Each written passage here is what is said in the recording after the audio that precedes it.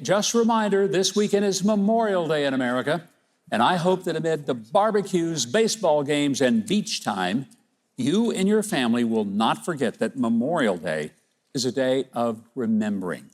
It's set aside to remember those who wore the uniform of our U.S. military and who paid the last full measure of service by sacrificing their lives for our freedom.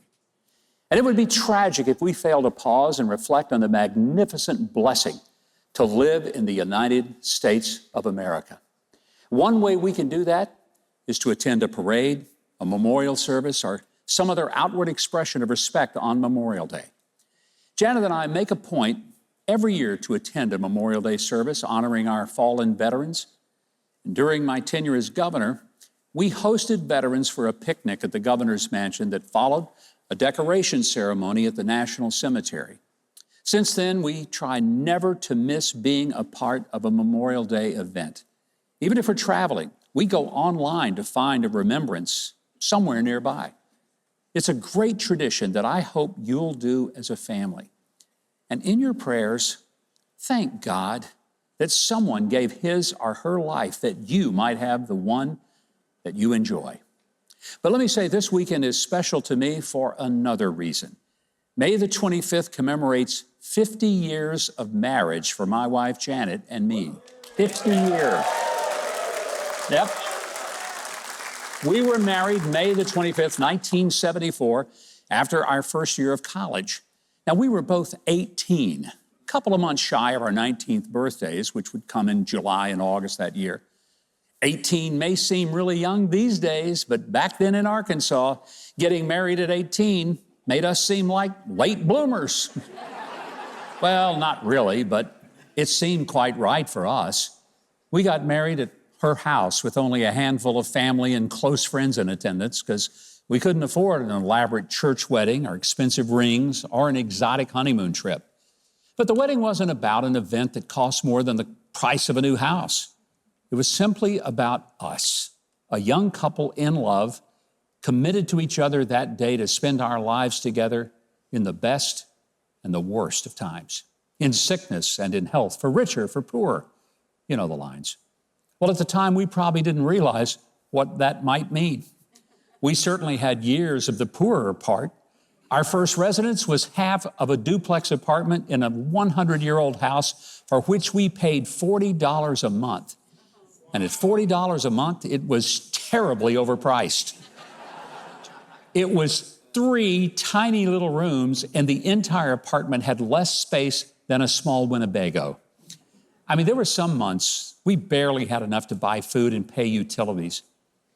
But through it all, we never failed to tithe even the smallest income, believing that living with 90% of our income with God's blessing was just better than living with 100% of our income without his blessing. And I can say this, that 50 years later, that is a decision that we have never regretted. And God has blessed us beyond our wildest dreams. Well, barely into our second year of marriage, Janet was diagnosed with cancer, a malignant tumor attached to her spinal cord that doctors originally thought to be inoperable and terminal. The best prognosis originally given to us was that if they could even reach the tumor, removing it would likely involve severing her spinal cord, which might save her life, but at best would leave her a paraplegic for the rest of her life. Many people prayed for the struggling young couple, and the surgery went better than expected, but it did require weeks of follow-up radiation, her learning to walk again, and we were told we'd never have children. Well, God blessed us with 3 wonderful children and now 7 grandchildren.